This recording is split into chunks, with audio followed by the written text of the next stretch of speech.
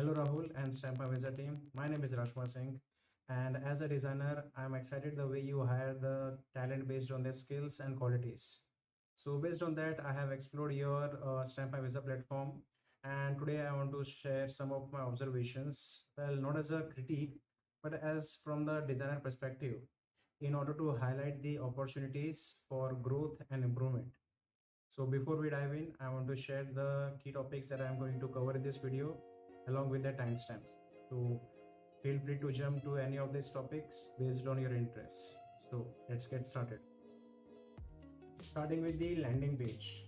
So on the landing page, the first prominent section is the trending visa, featuring the horizontal auto-scrolling carousels of the countries with their visa processing time. For example, Dubai is shown with a 5 to 7 days processing period. So the dynamic elements effectively highlights the popular destination and set the user expectations upfront. The second is the apply for visa within 2 minutes, which includes this series of 3 videos illustrating the Dubai visa application process. So this video details the required inputs and document uploads sorted by types. So this visual guides serve as a strong onboarding tool which helps the user to understand each step very clearly. The third section is easily shared document requirements, which lists the multiple categories alongside the travel purposes such as the tourism and business.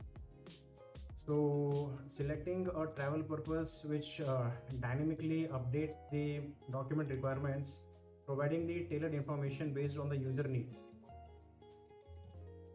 After creating an account, I logged in. So I was informed that my account was currently under the demo mode, and in order to create my new order, I have to activate my business and verify my business. So I appreciate this upfront confirmation because this approach helps to ensure that users are comfortable with the platform before processing the actual visa processing application. And the payments, so which is important given the sensitive nature of the visa processing involving the time and resources. So while exploring the document and pricing section, I encountered 2 input fields. So first is the country to travel and the purpose to travel. So given the Dubai visa processing was shown upfront over the landing page, I searched for the Dubai, but the system returned me the no data card. So initially I thought this may be an input error on my part, but the no data message persisted.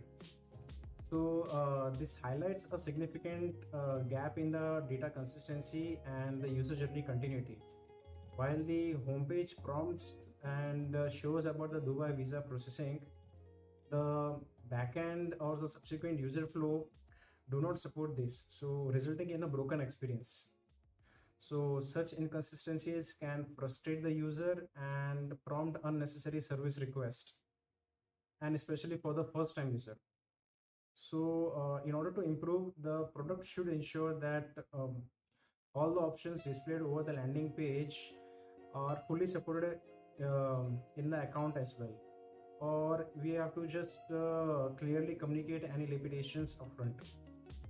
So moving further to the next topic is, as I explored the Dubai, I also started to explore the other countries as well, which were under the easily shared document section. So here are some of the recurring issues that I observed across the multiple countries, starting with the blank document cards. So for many countries like Malaysia and Thailand, all cards for both the travel categories like the tourism and the business open to completely blank overlays. So when clicked, the same were true for the passport back card in the Vietnam and for the business category. Similarly, for the investor address proof and the investor resident permit cards in the Vietnam business category, which also open to the blank overlay. So this lack of the content leaves a user without this critical information and creates the confusion about which documents are to be required, and because there is no supporting text as well, which is follow on. that cards with the missing bullet points. So some cards displayed the images but lacked the attached bullet points or the detailed instructions. For example, the Vietnam page under the business category, all cards except the passport back, which showed the images but no explanatory bullet points. Even for the Australia page as well, where in the tourism category, the cards such as the salary slip, sponsor occupation proof, and this sponsor bank documents, statements, and the sponsor's ITR, invitation letter, inviter's address proof, and the inviter's resident permit, school NOC, and the parent's passport, which includes the images but no extra textual guidance. So the absence of this explanatory text reduces the clarity and increases the risk of user errors. Now the second is inconsistent card names. So across countries, the same documents were labeled differently, and the subtext varied in the capitalization. For instance, the passport card subtext in the Malaysia is passport colored scan copy of front and back page, whereas in Thailand it is passport colored scan copy of front and back. Here the word page is missing.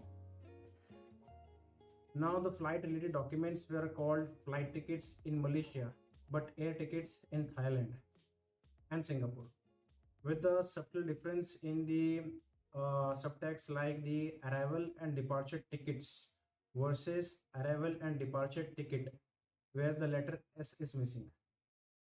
Hotel related documents were called hotel reservations in Malaysia and Thailand, but hotel tickets in Singapore, with the subtext difference such as the hotel voucher versus the copy of hotel booking. Passport cards were variously labeled like passport front, passport copy, original passport, or simply passport, with inconsistency subtext such as the 6 months validity, minimum 6 months validity, and minimum validity of 6 months, or simply the passport front. So and lastly this Australia and the Singapore pages for the business category uses a completely different UI layout presented in the simple plain text similar to the landing page layout. So rather than the card based section which has been used in the other countries, tourism and the business section as well. So this inconsistencies and the missing information can confuse a user journey, and from the business perspective this can increase the support request and reduces the user trust in the platform. So moving further to the creating new order. So when I started creating the new order from the home page, I noticed it's a multi-step process which is divided into the 5 steps displayed horizontally at the top like a navigation panel. So the current step is highlighted, which is a good way to show the progress. And starting with the order preview and the document requirements. So under the order detail, I selected Malaysia for tourism and set the number of the travelers, choose the journey start and the end date.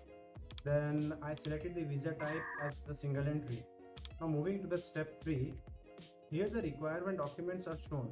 Now if I compare this page with the Malaysia document requirements page, under the documents and pricing, I notice some layouts inconsistencies. So the card width are smaller in the order preview, causing the subtext like this passport description to wrap onto the second line. Even on the second line, so even there is an ample amount of the space available on the right side. So on the document and the pricing section, the subtext filled in the second line. Also on the same page, there is this share button with the share icon. Now on the document and the pricing page, a similar button is placed with the labeled as share requirement, and it is noticeably smaller compared to this one. The second issue is interaction with the document card. So after clicking on any of these 3 document cards in the step 3 which did not work, they open to again this blank overlay similar to in the documents and pricing page for the multiple countries. Proceeding further, I clicked for the apply for visa button that triggers this confirmation dialog box, which has this two button aligned to the bottom right corner, which says cancel followed by the yes to create the demo order button. Now from the UI perspective, placing both the button too close to each other on the same side can increase this risk of the user accidentally clicking on the wrong option. So it would be better to align this cancel button on the left side and the yes button on the right. So following this common design convention, this separation reduces the user error and it can improve the clarity as well. The third is the navigation issue. So when I'm on the step 3, which is the order preview page, I wanted to go back on the order detail page, which is the step 1. In order to make any subtle changes, like I want to increase or decrease the number of the travelers, or I want to just change my departure date. But I tried clicking on the step tabs, but they were not interactive. So there were no hover or click response. So there is just no visible sign of way I can just navigate with the UI. So I have to use the browser back button. So I use this shortcut key as the Alt plus back arrow key, the left arrow one. So now this lack of in-app navigation control can cause the user to frustrate and to abandon the process instead of correcting the page. Moving forward to the next topic is the KYC compilation dialog box. So while completing the KYC process, I encountered a dialog box that required input such as the company location, type of business, document, and upload document, followed by the terms and condition. So I noticed that the font size and the weight for all these elements, including the terms and conditions, were identical. So this reduced the visual hierarchy, and ideally the terms and condition should have to be a smaller font size and a little gray color, so in order to de-emphasize it. So this helps the user to focus on filling out the form first and while still acknowledging the terms and condition. The second is while I was trying to exit the dialog box, so there was no close button over there, no exit button. So there is a significant usability issue because as a user I accept to be able to close the modal dialog box or just navigate elsewhere, but without this close button, again I have to rely on the browser back button. So I uses this same shortcut key for the Alt plus left arrow key. Now the last topic is the alignment issue. So when I navigated over the user page, I noticed a vertical alignment issue with the pagination text. So the pagination controls were not aligned properly with the column header and the user data row, which disrupts this visual flow. But in contrast, if you see for the order page, the selected demo filter tab, the pagination text is properly aligned with both the column header and the rows. So this were the overall number of the issues that I've discovered under my observations. So this is the closing argument part. So I just want to appreciate the opportunity to explore the StampMyVisa platform in detail, and your mission to simplify the visa processing holds this great potential as a market leading product. And the observations that I have made come from the respect and the genuine desire in order to contribute to towards making the user experience more smoother and more trustworthy. So I would also welcome the opportunity in order to discuss these points further, and also discuss that how my skills as a product designer can help the StampMyVisa to continue to grow and delight its user. So thank you for considering my observation and for your time. Looking forward to connecting with you. Thank you.